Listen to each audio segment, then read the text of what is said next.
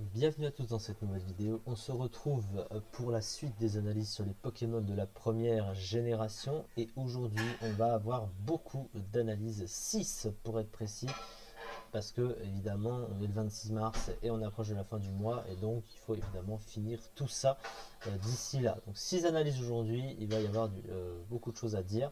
Le premier Pokémon qui vient dans l'ordre étant donc sélectionné, c'est Galopa. Et Galopa, c'est un peu la tristesse parce que c'est un des Pokémon que je trouve les plus stylés de la génération, mais pourtant il est vraiment pas incroyable. Alors ça tient en quoi Galopa?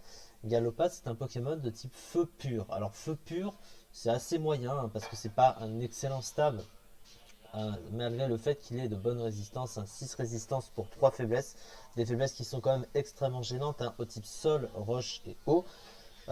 Il a un type qui est vraiment pas incroyable, surtout il n'a pas de double stab, donc il est vraiment limité au moins offensivement pour avoir un deuxième stab et qui soit plus impactant à ce niveau-là.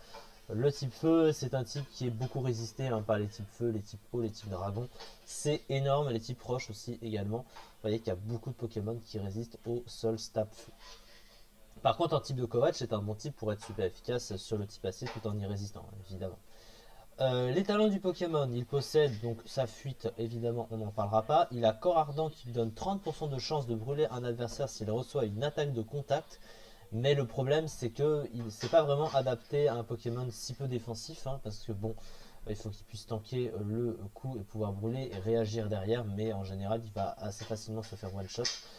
Il a par contre Torche qui lui donne une immunité feu, donc il résiste déjà au feu, mais ça reste une immunité, donc c'est pas si mauvais que ça. 50% de chance donnée à la puissance de ses attaques de type feu s'il reçoit une attaque de type feu également. Donc c'est situationnel, mais si c'est utilisé, pourquoi pas. Au moins ça lui donne un peu, un peu plus de puissance sur son seul stab qu'il possède. Ses statistiques sont pas incroyables, hein. Il possède une attaque de 100 qui est correcte, mais aujourd'hui bah, c'est moins bon, hein. On sait que les Pokémon sont de plus en plus forts. 105 en vitesse, ça reste un bon speed tier, mais derrière un bulk qui est vraiment mauvais, hein, qui est pas incroyable. 65 en PV, 70 en défense, 80 en défense spéciale. Et il a une attaque spéciale de 80 qui le rend pas assez versatile, ce qui est dommage d'ailleurs parce que bah, il aurait aimé avoir un peu plus d'options. Son move pool, il possède la panoplie évidemment d'attaques de type feu que l'on connaît bien. Globalement, hein, il possède bout de feu, déflagration, lance-flamme. Donc déflagration lance-flamme, c'est sur le spécial. Le fameux bout de feu sur le physique évidemment. Il possède cavalerie lourde et drill run pour avoir un peu plus de versatilité offensive. Mégacorn également. Il possède aussi câlinerie et direct toxique en fonction de ce qu'il veut passer. Le gros souci, c'est que malgré un potentiel offensif, parce qu'il a aussi accès à Dance Dame, il a un move full de soutien qui est extrêmement limité. Il possède cependant une petite capacité de soin, il possède Aurore, hein, mais le problème c'est que ça n'a que 5 de points de puissance.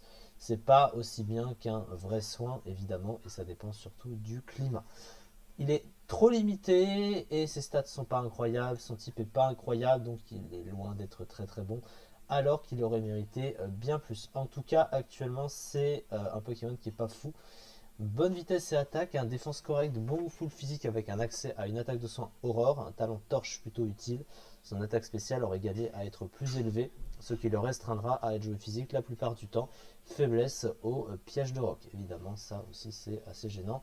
Mais il y a au moins les grosses bottes en 8ème génération, donc il en profite évidemment d'ailleurs, hein. Oui, le premier set qui est joué, enfin le seul set qui est joué, c'est avec les grosses bottes. Mais il est tellement limité, vous voyez, qu'on est obligé de lui mettre éclair fou pour lui donner plus d'utilité offensive. Et pourtant, ça a du recul. Et pour un Pokémon aussi peu bulky, c'est dommage, hein, c'est triste.